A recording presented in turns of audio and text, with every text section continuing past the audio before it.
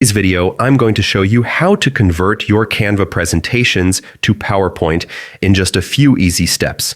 If you want to take your creative Canva designs and use them in PowerPoint, this guide is for you. First, open Canva and select the presentation you want to convert. It could be a recent project or something you've been working on for a while. Just make sure it's ready to go. Once your design is open, look for the Share button in the top right corner. This button not only lets you share your design, but also gives you options to download it in different formats. Click See All in the drop-down menu to reveal the full list of formats. Here you'll find Microsoft PowerPoint. Selecting this ensures your design is prepared for PowerPoint while keeping all your elements intact.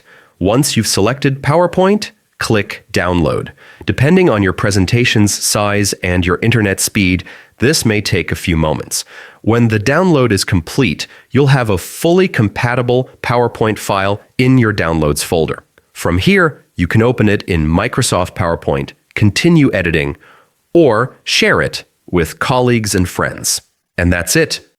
You've successfully converted your Canva presentation into a PowerPoint file quickly and easily. Thanks for watching, and if you have any questions, leave them in the comments below.